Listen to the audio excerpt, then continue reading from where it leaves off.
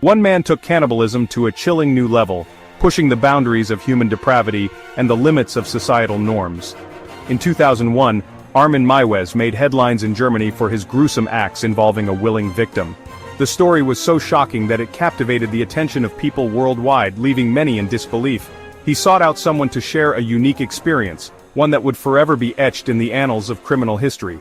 This was not a spur-of-the-moment decision, but a calculated and deliberate search. This experience concluded with consuming the person he had lured, burned Jürgen Brandes, at his home. The setting was as eerie as the act itself, a quiet house that became the stage for an unimaginable horror. After their encounter, which he filmed, Meiwes was arrested. The footage served as undeniable evidence of the macabre event that had transpired. The case sent shockwaves through Germany and the world. It was a story that transcended borders, making headlines in every major news outlet and sparking debates about the nature of human behavior. It challenged our understanding of consent, morality, and the darkest recesses of human desire. People were forced to confront uncomfortable questions about the limits of personal freedom and the nature of evil.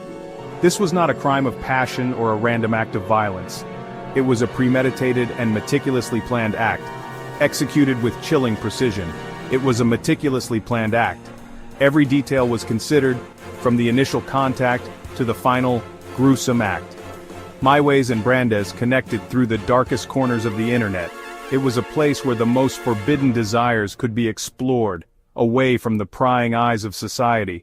They shared a disturbing fantasy.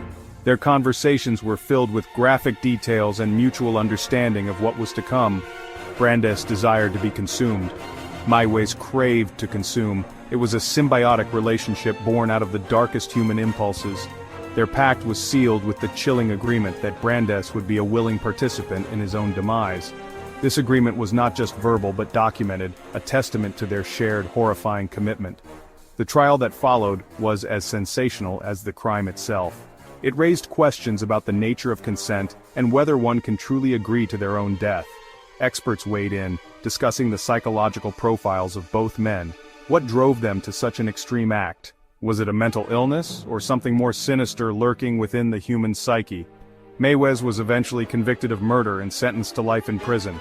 His case remains a chilling reminder of the depths of human depravity and the complexities of the human mind.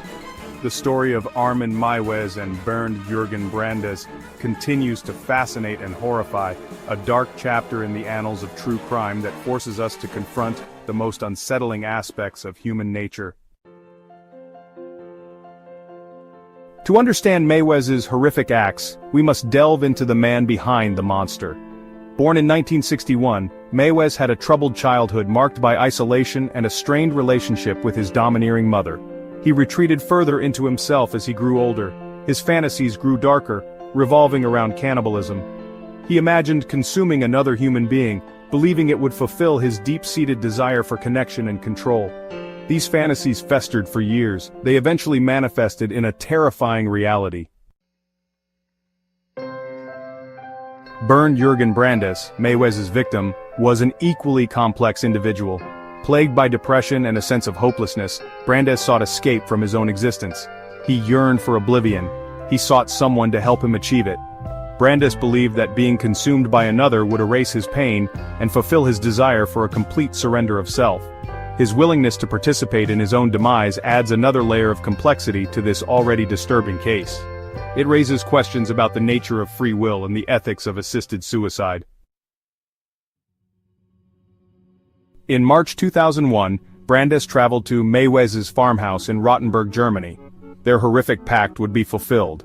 Meiwes, methodical and prepared, filmed the entire encounter. He first removed Brandes' penis with his consent. They attempted to consume it together. However, it proved too tough. Undeterred, Meiwes later stabbed Brandes, finally ending his life. He then proceeded to butcher the body and store it in a freezer. Over the next few months, Meiwes consumed parts of Brandes' remains. He documented his horrifying acts in detail. Section 5. Unveiling the depths of depravity, evidence, and investigation. Meiwes might have continued his gruesome acts undetected had it not been for an astute student who stumbled upon his online postings. The student contacted the authorities. The police raided Meiwes' farmhouse. They uncovered a scene of unimaginable horror. The evidence was overwhelming: body parts in the freezer, a blood-stained killing room, and the chilling videotapes documenting the entire ordeal. Meiwes was arrested and charged with murder. Section 6. The trial justice or a miscarriage. Meiwes' trial in 2004 captivated and horrified the world. The prosecution argued that Meiwes was a cold-blooded murderer. They pointed to his meticulous planning and obvious premeditation. The defense, however, painted a different picture. They argued that Brandis was a willing participant in his own death, and that Meiwes was merely fulfilling his wishes. This line of reasoning sparked a heated debate about consent and its limits, particularly in the context of such extreme acts. Section 7. Delving into the abyss, understanding Meiwes' psyche. Psychiatrists and psychologists were brought in to dissect Meiwes' mental state. Their findings painted a picture of a deeply disturbed individual grappling with complex psychological issues. Some experts argued that Meiwes suffered from a severe personality disorder that drove his cannibalistic urges. Others suggested that his actions stemmed from a deep-seated need for control and intimacy, warped by his troubled upbringing and isolation. Section 8. The verdict and its aftermath, a question of consent. The court ultimately convicted Meiwes of manslaughter in 2004. This decision came after a highly publicized trial that captivated the nation and raised numerous ethical and legal questions. The case was unprecedented, involving consensual acts that led to the death of another person, which complicated the legal proceedings and the final judgment. He was sentenced to 8.5 years in prison. The relatively short sentence for such a gruesome act shocked many, but the court had to navigate the murky waters of consent and the victim's willing participation in his own demise. This verdict sparked outrage and controversy. Public opinion was deeply divided, with some arguing that the sentence was far too lenient, while others believed that the unique circumstances of the case warranted a different approach to justice. Many believed that the sentence was too lenient given the horrific nature of the crime. The graphic details of the case, which were widely reported in the media, only fueled the public's anger and disbelief. The debate over the appropriate punishment for Meiwes continued to rage on. In 2006, an appeals court overturned the initial ruling. The higher court found that the original sentence did not adequately reflect the severity of the crime and the need for justice for the victim. Meiwes was convicted of murder and sentenced to life in prison. This new sentence was seen by many as a more fitting punishment for the crime, though it did little to quell the ongoing debates. The case, however, continued to fuel debate about the boundaries of consent and the legal implications of assisted suicide, particularly in cases as extreme and disturbing as this one. Legal scholars, ethicists, and the general public grappled with questions about personal autonomy, the limits of consent, and the role of the state in regulating such deeply personal decisions. The Meiwes case remains a landmark in legal history, prompting ongoing discussions about how to balance individual rights with societal norms and the rule of law. Section 9. The Enduring Shadow of Rotenburg. The case of Armin Meiwes, the Cannibal of Rotenburg, continues to cast a long shadow over society. His actions, which shocked the world, have left an indelible mark on our collective consciousness. The gruesome details of his crime, where he not only killed, but also consumed his willing victim, have sparked endless debates and discussions. It serves as a chilling reminder of the darkness that can lurk within the human psyche and the complexities of consent and morality. The case delves deep into the human mind, exploring the boundaries of what is considered acceptable and what is deemed monstrous.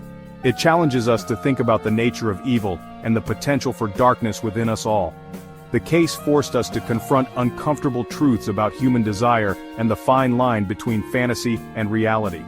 It made us question the limits of personal freedom and the extent to which society should intervene in the private lives of individuals. The psychological and ethical implications of Meiwes' actions continue to be a topic of intense scrutiny and debate. It continues to challenge our legal systems and ethical frameworks, prompting ongoing discussions about how to address such extreme and disturbing acts. The legal proceedings surrounding the case highlighted the difficulties in prosecuting crimes that blur the lines between consensual acts and criminal behavior. It has led to significant changes in how such cases are approached and judged. The story of Armin Meiwes is a stark reminder that some horrors defy easy answers and continue to haunt us long after the headlines fade. It is a tale that forces us to look into the darkest corners of human nature and question our understanding of morality, legality, and humanity itself. The enduring shadow of Rotenburg is not just about a single crime, but about the ongoing struggle to comprehend and deal with the most disturbing aspects of human behavior.